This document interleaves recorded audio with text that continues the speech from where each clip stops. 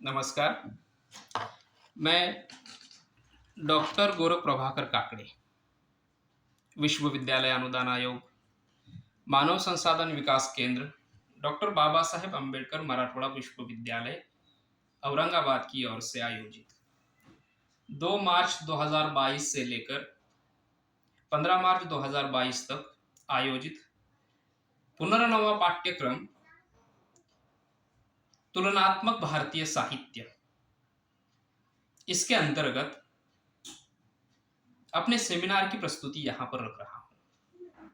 मैंने अपनी प्रस्तुति के लिए जो विषय चुना है वह विषय है भारतीय आदिवासी साहित्य, प्रथा या आचार। हम देखते हैं कि भारत एक बहुभाषिक देश है। यहाँ प्रदेशों की बहुलता है, यहाँ धर्मों की बहुलता है, यहाँ संस्कृतियों की बहुलता है और इसी बहुलता का एक अंग है यहाँ का आदिवासी जीवन। भारत में विभिन्न धर्मों के साथ साथ एक स्वतंत्र ऐसा, जिसका कोई विशिष्ट ऐसा कोई एक धर्म नहीं है, परंतु एक प्रकृति मूलक आचार धर्म है, जिसे आदिवासी के नाम से जाना जाता है। आदिवासियों के लिए भारत में गिरिजन, आदिवासी, मूल निवासी आदि नाम दिए जाते हैं। इन्हें भारतीय संविधान में अनुसूचित जनजातियों के नाम से जाना गया है। मैं कह रहा था कि यहां पर जातियों की, अनुसूचित जनजातियों की विभिन्नता है। कोई एक ऐसी जाति, एक ऐसा धर्म, एक ऐसी संस्कृति यहां पर प्रभावी नहीं है या मुख्य रूप से नहीं है। इन आदिवासी जनजातियों में प्रमुख रूप से जिन जनजातियों की चर्चा की जाती है, ऐसे तो सैकड़ों जनजातियां हैं, लेकिन जो चर्चा की जाती है, चर्चित जनजातियां हैं, उन जनजातियों में देखिए हम संताल को जानते हैं, हम गोंड को जानते हैं, हम भील, राजस्थान में जिसे मीना के नाम से जाना जाता है, उसे भी हम जानते हैं। साथ ही जो उराव है, बिरोह है, भुइया है, भारिया है, मुरिया है, ब्रोकपा है, मोनपा है, नागा है, लेपचा है, असुर है, कंजर है, कबूतरा है, ऐसी अनेक सैकड़ों जनजातियां भारत में वास करती है। और इन जनजातियों में विभिन्नताओं के बावजूद एक सूत्र हमें देखने के लिए मिलता है, वह है मानवता और प्रकृति के प्रति प्रेम। यह आदिवासी जनजातियां प्रकृति के सानिध्य में होने के कारण प्रकृति के जैसे प्राकृतिक गुणों से संपन्न है। इन्हीं जनजातियों में से कुछ जनजातियों की प्रथाओं को लेकर मैं यहां पर चित्रण करने वाला। चित्रण इस दृष्टि से कि इन आदिवासी जनजातियों को लेकर भारतीय साहित्यकारों ने कुछ रचनाओं का निर्माण किया है। इसमें हिंदी, मराठी, बंगला, उड़िया, असमिया आदि आदि भाषाओं का समावेश है। इन भाषाओं के जो जाने माने साहित्यकार हैं, उन साहित्यकारों ने आदिवासी लेखन की ओर अपना ध्यान दिया है। वैसे तो आज भी जन्म से जो आदिवासी है, वे साहित्य के क्षेत्र में जितनी तादाद में आने चाहिए वह नहीं आए हुए हैं। बाकी की भारतीय भाषाओं की तुलना में अगर हम हिंदी का विचार करें तो हिंदी में यह बात थोड़ी समाधानकारक, संतोषजनक महसूस होती है। हिंदी में निर्मला पुतुल जैसी कवयित्री कविता लिख रही है, हरिराम मीना जैसे लेखक कथा साहित्य लिख रहे हैं, रणेंद्र जैसे लेखक यहाँ पर है, अनुज लुगुन जैसा एक युवा कवि सशक्त कविताएं लिख रहा है। बाकी की जो भाषाएं है, उन भाषाओं में उतनी तादाद में हिंदी की तुलना में आदिवासी साहित्यकारों ने अब तक प्रवेश नहीं किया है। खैर, हमारे आज के प्रस्तुति का विषय है आदिवासी प्रथाएं। मैं यहाँ पर मूलतः आदिवासियों की तीन प्रथाओं को लेकर अपनी बात रखने वाला हूँ। पहली प्रथा है घोटुल, जिससे आप परिचित है। सभी लोग घोटुल को जानते होंगे ऐसी बात ही नहीं है, लेकिन घोटुल की काफी चर्चा हुई है, इसलिए अब घोटुल काफी लोगों तक पहुंच चुका है। ये तीन प्रथाओं का जिक्र मैं यहां कर रहा था, उसमें से पहली प्रथा थी घोटुल। अब ये घोटुल प्रथा ज्यादा प्रचलित होने के पीछे का जो मुख्य कारण रहा है वह नृतत्व शास्त्री वेरियर एल्विन जो है, उनकी वजह से ऐसा हो सका है। वेरियर एल्विन ने भारत के विभिन्न प्रदेशों का, विभिन्न क्षेत्रों का जाकर मुआयना किया। वह घूमे, वहां जाकर वे रहे आदिवासियों के साथ और उनके जीवन का उन्होंने अध्ययन किया, उनके जीवन पर खोज की और उस खोज को उन्होंने अपने किताबों के माध्यम से लोगों तक पहुंचाया। अब ये जो किताबें हैं उनमें से वेरियर एल्विन की मुरिया और उनका घोटुल, यह किताब ज्यादा चर्चित प्रसिद्ध रही है।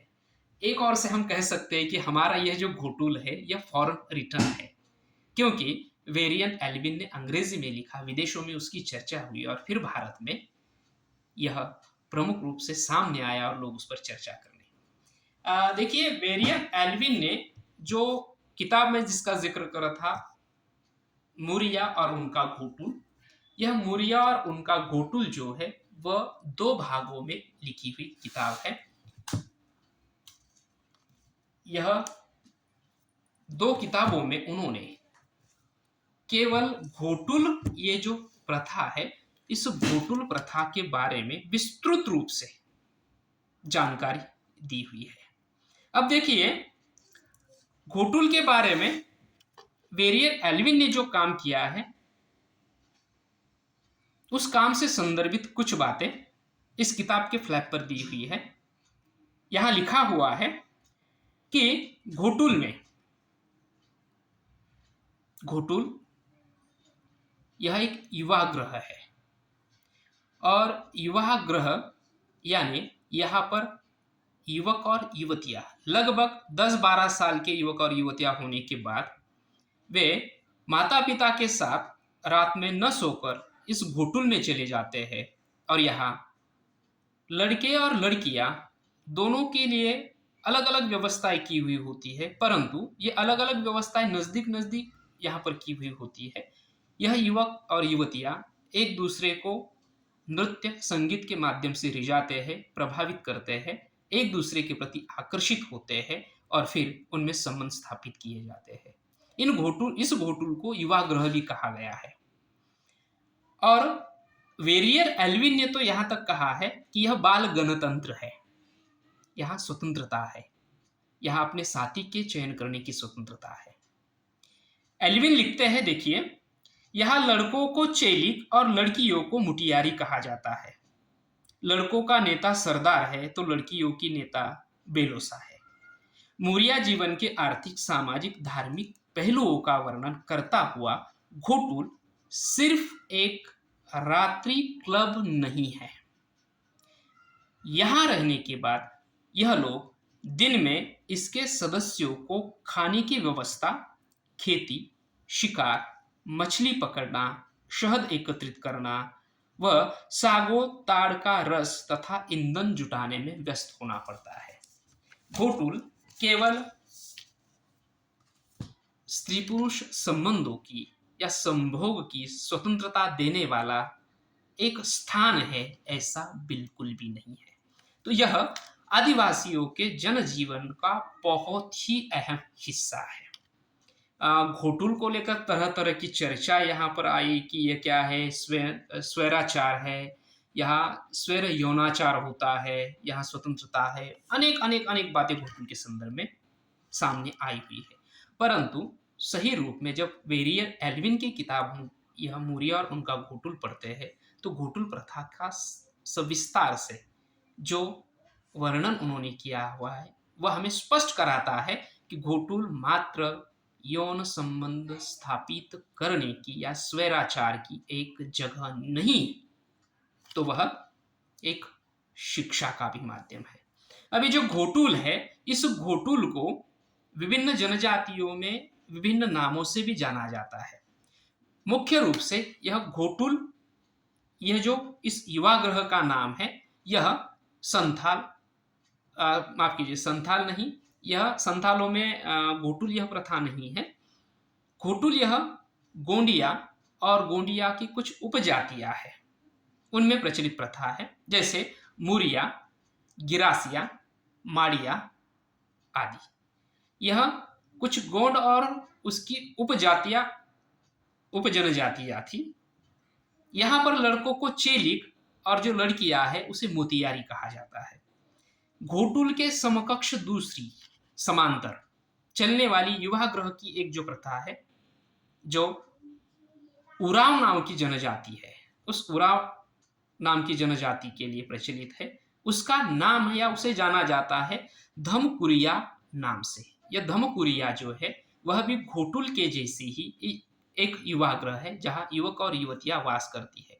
घोटुल और धमकुरिया में एक अंतर यहां पर यह है कि घोटुल में केवल जो अविवाहित लड़के और लड़कियां हैं उन्हें स्थान होता है, परंतु ये जो धमकुरिया है, इस धमकुरिया में जो विधवाएं हैं उन विधवाओं को भी वहां पर स्थान होता है। और ये जो विधवाएं है, यह विधवाएं वो जो वहां के धांगड़ा और धांगड़ी है, लड़का और लड़की है, उन्हें शिक्षा देने का काम भी करती है। वैसे ही गितओना नाम का एक युवा ग्रह है। ये गितओना, यह बिरहोर नाम की जो जनजाति है, उस बिरहोर नाम की जनजातियों में पाया जाता है, देखा जाता है। वैसे ही घरवासा नाम का एक युवा ग्रह है। यह भुइया, ये जो आदिवासी जनजाति है, उस आदिवासी जनजातियों में प्रचलित है। वैसे ही रंग बंग, यह भी एक युवा ग्रह है। वह भारिया नाम की जो आदिवासी जनजाति है उसमें यह पाया जाता है। वैसे ही धांगड़ा बसाघर, धांगड़ा बसाघर ये जो है, ये परजा नाम की जो जनजाति है उस जनजातियों में हमें देखने के लिए मिलता है, जिसका जिक्र मैंने किया था कि भारतीय साहित्य के नामी गिरामी या लब्ध प्रतिष्ठित साहित्यकार जो है, जो ज्ञानपीठ पुरस्कार से पुरस्कृत हो चुके हैं, ऐसे कुछ साहित्यकारों ने भी आदिवासी जनजीवन को केंद्र में रखकर साहित्यों की रचना की है। उनमें से एक है गोपीनाथ महांती। गोपीनाथ महांती उड़िया भाषा के श्रेष्ठ साहित्यकार हैं। उन्होंने परजा नाम का यह उपन्यास लिखा हुआ है। और ये जो परजा है, यह परजा जो धांगड़ा बसागर है, परजा जनजातियों में प्रचलित युवा ग्रह है, उस युवा ग्रह के बारे में भी बात करता है। यह उपन्यास समग्र परजा जो जनजाति है, उस परजा जनजाति का समग्र जीवन हमारे सामने रखता है। यहां पर देखिए कि ये जो धांगड़ा बसागर है, इस धांगड़ा बसागर के बारे में किस प्रकार से गोपीनाथ महंती लिखते हैं। उपन्यास में गोपीनाथ महंती ने लिखा है कि ये धांगड़ा बसागर किस प्रकार का होता है, यहाँ क्या क्या होता है। माँ बाप से दूर इसी तरह ये सदा सोते हैं। कौन? बच्चे। न कोई बाधा, न कोई बंधन, कोई रुकावट नहीं। इन दो घरों को केंद्र पर परजा जात का इतिहास युग युग से चल रहा है। दो घर कौन से? एक धांगड़ा बसागर और एक धांगड़ी बसागर, जो नजदीक नजदीक होते हैं, रात में एक दूसरे को लुभाते हैं नृत्य संगीत के माध्यम से, और फिर संबंध स्थापित होते हैं और फिर उनकी शादी कराई जाती है। ये दो घरों का यहां सिर्फ गीत ही गीत में बातचीत हो जाती है। इस घर से उस घर में यदि कुछ हो जाए, ऐसी वैसी बात, ऐसी वैसी का मतलब आप समझ गए होंगे। सुबह पंचायत बैठेगी, 4 आने का जुर्माना कर सारे गांव वाले ताड़ी या शराब जो होती है महुआ की, वो पीते हैं, नाचते हैं, गाते हैं भूमि देवता के आगे, वहां जो उनका ईश्वर है उसके आगे। बस इतना ही तरुण तरुणियों को मामूली जुर्माना होता है। जो जिसे चाहता है उसके संग चला जाता है। उस बेटी के बाप को 2 कौड़ी या 3 कौड़ी रुपए झोला यानी कन्यादान जिसे हम कहते हैं, यहाँ पर लड़कों की ओर से लड़कियों को झोला देने की प्रजा जनजातियों में कन्यादान करने की प्रथा है। देने पर ब्याह हो जाता है। यह जो धांगड़ा बसागर है घोटुल के जैसा युवाग्रह है, इसे घोटुल के नाम से ही ज्यादातर लोग जानते हैं। इसका चित्रण गोपीनाथ महंती ने अपनी परिजाई जो उपन्यास है इस उपन्यास में किया हुआ है। इसी का दूसरा वर्णन जो है वह बोडो जो जनजाति है उनके युवाग्रह को सेलानी डिंगो के नाम से जाना जाता है। और ये जो सेलानी डिंगो है, इस सेलानी डिंगो में बिल्कुल घोटुल, धांगड़ा बसागर, घरवासा, धमपुरिया ये जो युवाग्रह है उस युवाग्रह के जैसा ही युवक और युवतियां रात में साथ साथ समय बिताते हैं और संबंध स्थापित करते हैं, एक दूसरे को पसंद करते हैं और अब एक दूसरे की मर्जी से वह ब्याह करते हैं। अब ये जो बोंडा जनजाति है, इस बोंडा जनजातियों को लेकर उड़िया की दूसरी प्रसिद्ध लेखिका जिन्हें भी ज्ञानपीठ पुरस्कार से सम्मानित किया गया है, जिनका नाम है जो आदि भूमि के नाम से उपन्यास प्रकाशित किया है।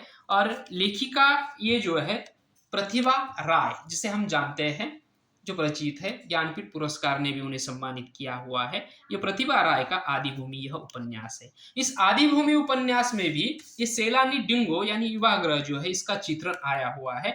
देखिए कि प्रतिभा राय इस सेलानी डिंगो का यानी इस युवाग्रह का चित्रण किस प्रकार से करती है। वे कहती है कि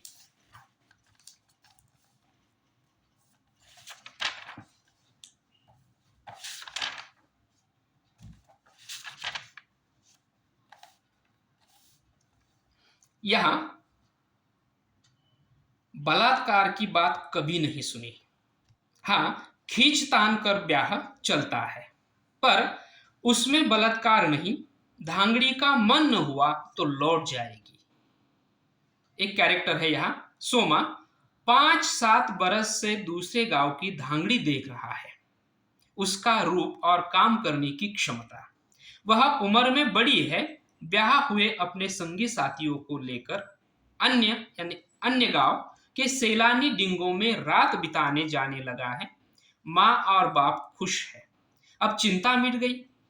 कम खर्च में कन्या को राजी कर सका तो सोमा को मर्द बनने तक पालने की चिंता माँ बाप की न रहेगी। जोरू वह जिम्मेदारी जोरू पर होगी, माँ और बाप निश्चिंत हो जाएंगे। यहाँ पर सेलानी डिंगो में जैसे घोटुल में हमने कहा वैसे ही रात बिताने का प्रावधान है। वहां जाकर अपने संगी साथियों के साथ युवक युवतियां मेल मिलाप करती है। अब ये जो घोटुल प्रथा है, इस घोटुल प्रथाओं का जिक्र हम कर रहे थे। भारतीय साहित्य में ये जो 2 उपन्यास हैं, एक परिजा और दूसरा आदि भूमि, उसमें हमें इस घोटुल को लेकर संदर्भ अनेक देखने के लिए मिलते हैं। वेरियर एल्विन ने इसकी ओर पहल की और इसे साहित्य ने अपना केंद्र बनाकर अनेक रचनाओं का निर्माण किया। अनेक कथाएं भी इस घोटुल प्रथा को लेकर लिखी गई है। अब मैं कह रहा था कि यहाँ पर मैं 3 प्रथाओं का जिक्र करने वाला हूँ। तो दूसरी जो प्रथा है वह खोर देवका नाम की प्रथा है। और ये खोर देवका नाम की प्रथा जो है, यह जो अरुणाचल प्रदेश है, उस अरुणाचल प्रदेश में रहने वाली एक ब्रोकपा जनजाति है, उस ब्रोकपा जनजाति से संबंधित है। इसे आधार बनाकर असमिया लेखक है ऐसे दर्जी थोंगचे, उन्होंने सोनाम नाम का उपन्यास लिखा है। ये जो सोनाम नाम का उपन्यास है, इस सोनाम कृति पर एक फिल्म भी बनी है और वो काफी सराही भी गई है, चर्चित भी रही है। इस उपन्यास में ये आदिवासी जनजाति जो है, इसमें जो खोर देवका नाम की प्रथा है, इस प्रथा के बारे में जानकारी दी हुई है। खोर देवका में एक महिला एक औरत अनेक पतियों का वरण कर सकती है। बहुपतित्व की जो एक प्रथा आदिवासियों में प्रचलित है, उस बहुपतित्व की प्रथा को लेकर एसी दोरजी थोंगची ने यह सोनम उपन्यास लिखा हुआ है। उपन्यास की नायिका सोनम है। यह सोनम दो पतियों के साथ वहां पर रहती है। खोरदेव का इस प्रथा में एक महिला 2 या 3 पुरुषों तक भी विवाह करती है, परंतु 2 और 3 पुरुष जो होते हैं वे एक परिवार के सगे भाई अगर है तो ऐसा होता है। विशेष रूप से अपवादात्मक स्थिति में बाहर का एक आध दूसरा पुरुष जो है इस खोरदेव का परंपरा में प्रवेश होता है। वैसे अपवादात्मक रूप में इस सोनाम उपन्यास में भी वह घटना घटित हुई है, परंतु खोरदेव का यह ब्रोकपा नाम की जो जनजाति है उसमें प्रचलित प्रथा है। उसमें होता यह है कि जो औरत है वह एक बड़े भाई के साथ अगर विवाह करती है और छोटा उसका भाई बड़ा होता है तो उसके साथ भी विवाह करती है, तीसरा अगर कोई है तो उसके साथ भी विवाह वो कर सकती है। विशेष रूप से 2 पुरुषों के साथ वे रहती है, लेकिन 3 या 2 से अधिक भी पुरुषों के साथ वो खोरदेव का पद्धति से अपना जीवन जी सकती है। इसमें कोई लांछन या इसमें कोई शर्म या इसमें कोई अनैतिकता की बात नहीं होती है। खोरदेव का इस प्रथा में ध्यान यह रखा जाता है कि पैदा होने वाली संतान को किसका नाम देना है। इसके लिए एक समय निश्चित किया जाता है। इस तारीख से लेकर उस तारीख तक या इस माहवारी से लेकर उस माहवारी तक उसके साथ यह पुरुष रहेगा। यहां पारियां बदल जाती है और वह औरत ही बता सकती है कि उस बच्चे का बाप कौन है। जब वह औरत कहती है कि ये इसका बाप है तो उस पर कोई प्रश्न चिन्ह उपस्थित नहीं होता। ये खोरदेव का बहुपतित्व की जो प्रथा है वह ब्रोकपा जनजातियों में प्रचलित है, जिसका चित्रण सोनाम इस उपन्यास में हुआ है। ये दूसरी प्रथा है। इस ब्रोकपा जनजाति को लेकर दूसरी एक महत्वपूर्ण बात यह है कि ये ब्रोकपा जो है यह अपने आप को आर्यों के शुद्ध वंशज मानते हैं। उपन्यास में तो वैसा कोई जिक्र नहीं है, लेकिन सामान्य तौर पर यह बातें प्रचलित है। लेह और लद्दाख यह जो इलाका है, इस इलाका में यह ब्रोकपा जनजाति देखने के लिए मिलती है।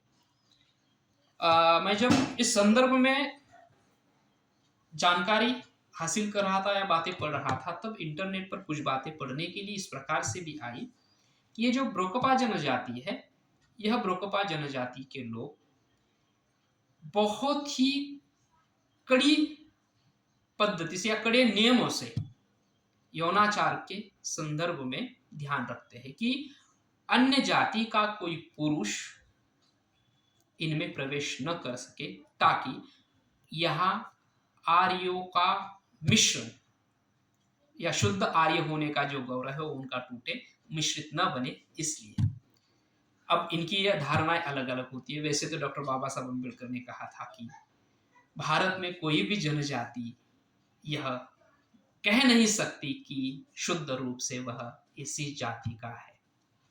ठीक है, वो बात अलग है। ये ब्रोकपा जनजाति अपने आप को आर्य के शुद्ध वंशज मानते हैं, और इतना ही नहीं, आर्यों की जो भूमि रही है जैसे जर्मनी से भी या अन्य देशों से भी कुछ महिलाएं लेह लद्दाख का जो एक गांव है उस गांव में आती है, वहां रहती है और गर्भवती होकर वापस चली जाती है, जिसे आर्यों पर या आर्यों की संतान चाहिए, ऐसी कुछ महिला। ठीक है, वो धारणा अलग है। लेकिन खोरदेव का यह बहुपतित्व वाली एक पद्धति है जिस पर एसे दोरजी थोंगछे ने असमिया भाषा में सोनाम नाम का उपन्यास लिखा है। मैं तीसरी प्रथा की यहाँ पर बात कर रहा था, और वह तीसरी प्रथा जो है वह है शव काटने की। और इस पर असमिया में एसी दोरजी थोंगची ने ही शव काटने वाला आदमी नाम से उपन्यास लिखा है, और यह हिंदी में भी अनुदित होकर आया है। ये सारे उपन्यास जो वो हिंदी में अनुदित होकर आए हुए उपन्यास है। अनेक उपन्यास ऐसे 10, 12, 15, 20 उपन्यास अब तक प्राप्त हुए हैं। तो ये जो शव काटने वाला आदमी है, यह जो मनपा या मोनपा, ये जो आदिवासी जनजाति है, इस आदिवासी जनजातियों को लेकर लिखा गया उपन्यास है। अब ये जो सोना उपन्यास है और शव काटने वाला आदमी यह उपन्यास है, इन दोनों उपन्यासों में जो ब्रोकपा और मनपा ये जनजातियां है, यह बौद्ध धर्म अवलंबी जनजातियां है, बौद्ध धर्म को मानने वाली जनजातियां है। हम देखते हैं कि पूर्वोत्तर भारत में अनेक आदिवासी जनजातियों में धर्मांतरण किया है। वैसे इन्होंने धर्मांतरण तो नहीं किया है, ये मूल रूप से आदिवासी के रूप में ही देखे जाते हैं, परंतु धर्म की दृष्टि से आदिवासी धर्म है, लेकिन प्रभाव बौद्ध धर्म का है, इसलिए इसे बौद्ध धर्म अवलंबी या बौद्ध धर्मावलंबी जनजातियां कहा जाता है। इस जनजाति में एक प्रथा है कि जब व्यक्ति मर जाता है तो उसका जो मृत शरीर होता है वह मृत शरीर 108 टुकड़ों में काटा जाता है और 108 टुकड़ों में काटकर वह नदी में बहा दिया जाता है। यह 108 टुकड़ों में किसी शव को काटना, जब हम विचार करते तो निश्चित रूप से यह हमारे सामने एक घृणात्मक दृश्य उपस्थित करती है। अस्पताल में भी जब व्यक्ति का शव विच्छादन, मृत व्यक्ति के शव का विच्छादन किया जाता होगा तो इतने टुकड़े नहीं किए जाते होंगे जितने टुकड़े इस जनजाति में, मनपा जनजाति में शव के किए जाते हैं। और वह जो शव काटने वाला व्यक्ति है, उसकी जो त्रासदी है, उसका जो जीवन है, उस जीवन को ये जो शव काटने वाला आदमी है इसमें ऐसी दर्जी थोंगची ने चित्रित किया हुआ है। कहने का तात्पर्य केवल इतना है कि तीसरी प्रथा जो है वह मृत व्यक्ति के शव काटने की प्रथा है। ऐसी आदिवासियों में अनेक प्रथाएं हैं, अनेक आचार है, व्यवहार है, प्रकृति के पूजक है, जीवन का हर एक अंश प्रकृति के लिए है, यह उनकी धारणा है। शायद उसीलिए व्यक्ति मरने के बाद उसका शरीर भी जलचरों के, जीव जंतुओं के कुछ उपयोग में आए, इस दृष्टि से यह प्रथा उनमें प्रचलित होगी, ऐसा हम कह सकते हैं। आज हमने यहाँ पर 3 प्रथाओं को लेकर बात की। एक पहली घोटुल थी, जो युवक और युवती मिलन के लिए रात बिताते हैं, ऐसे विवाह गृह को घोटुल कहा जाता है। दूसरी प्रथा थी खोरदीप का नाम की बहुपतित्व की प्रथा। बहुपत्नीत्व की तो आम बात है, लेकिन बहुपतित्व की प्रथा महाभारत में जब हम पांडवों को देखते हैं, द्रौपदी को देखते हैं, तो बाद में कहीं ज्यादातर दिखाई नहीं देती, लेकिन ये आदिवासी जनजातियां है, कुछ जनजातियां है जिसमें बहुपतित्व की प्रथा है। तो यह बहुपतित्व की प्रथा वाली दूसरी प्रथा का जिक्र हमने किया, जो सोनाम इस उपन्यास को आधार बनाकर आपके सामने रखा। तीसरी जो प्रथा थी वह तीसरी प्रथा थी शव काटने की। यह शव काटने की प्रथा जो है वह मनपा जनजाति से संबंधित है, इसकी बात हमने यहाँ पर की। इन 3 प्रथाओं को लेकर आज आपके सामने यहाँ पर मैं प्रस्तुत हूँ। अगली वीडियो में या अगली कभी प्रस्तुति में इन्हीं प्रथाओं की कुछ कड़ियों को जोड़ते हुए हम पुनः आपके सामने प्रस्तुत होंगे। तब तक के लिए धन्यवाद।